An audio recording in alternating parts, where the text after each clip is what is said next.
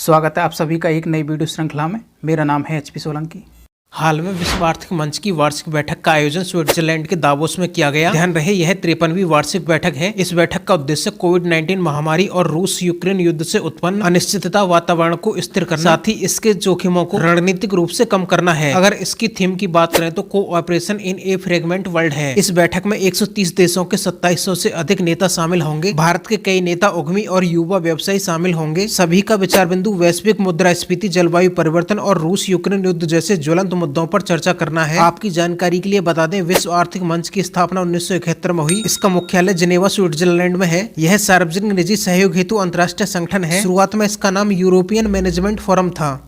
दरअसल राष्ट्रपति द्रौपदी मुर्मू प्रवासी भारतीय दिवस सम्मेलन के दौरान 27 लोगों को प्रवासी भारतीय सम्मान पुरस्कार प्रदान करेंगी।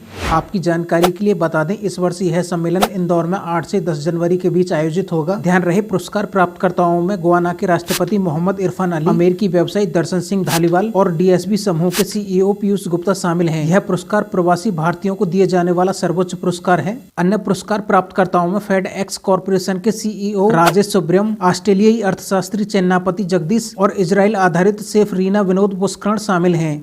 दरअसल कृषि क्षेत्र में तेजी से सुधार लाने और सतत विकास के लिए केंद्र सरकार रीजनरेटिव एग्रीकल्चर पर विशेष जोर दे रही है। ध्यान रहे, उत्तराखंड, हिमाचल प्रदेश, आंध्र प्रदेश, सिक्किम और गुजरात में इस प्रकार की पहले काफी समय से प्रभावी हैं। बताते चलें, इस योजना का प्रमुख उद्देश्य कृषि में ज्यादा जल का इस्तेमाल होना, लेकिन उसके हिसाब से उत्पादन नहीं होना, मृदा की उर्वरता में कमी और कम उत्पादन आदि पर विचार विमर्श भी शामिल है। IIT दिल्ली ने शोध में कहा है कि गेहूं, चावल और मक्का उपजाने वाली 39 मिलियन हेक्टेयर जमीन पर पिछले एक दशक से कोई भी सुधार नहीं हुआ है। इस कृषि पद्धति के तहत प्राकृतिक तत्वों के इस्तेमाल पर जोर दिया जाता है। साथ ही न्यूनतम जुताई, मल्चिंग और बहुफसली तथा विविध देसी किस्मों की बुवाई की जाती है। ध्यान रहे, प्राकृतिक तत्व मिट्टी की संरचना और इसकी जैविक कार्य क्षमता को बेहतर बनाने में मदद करते हैं। हाल में केंद्रीय मंत्री अनुराग ठाकुर ने नई दिल्ली में Y20 शिखर सम्मेलन की थीम, लोगो और वेबसाइट को लॉन्च किया है। बताते चलें, इस शिखर सम्मेलन का उद्देश्य भारत एक महाशक्ति बनने के लिए अपनी युवा आबादी का उपयोग कैसे कर सकता है की अवधारणा पर आधारित है। ध्यान रहे, Y20 सम्मेलन का आयोजन भारत में पहली बार हुआ है। इस सम्मेलन के माध्यम से भारत का मुख्य फोकस दुनिया भर के युवा नेताओं को एक मंच पर लाना और भविष्य के लिए विचारों पर चर्चा करना है। इस सम्मेलन के एक भाग के रूप में दुनिया भर के विभिन्न विश्वविद्यालयों में चर्चाओं और सेमिनार का आयोजन किया जाएगा। आपकी जानकारी के लिए बता दें, Y20 शिखर सम्मेलन में मुख्यतः G20 देशों के युवा नेता सम्मिलित होते हैं। वर्ष 2022 में यह सम्मेलन इंडोनेशिया में आयोजित हुआ।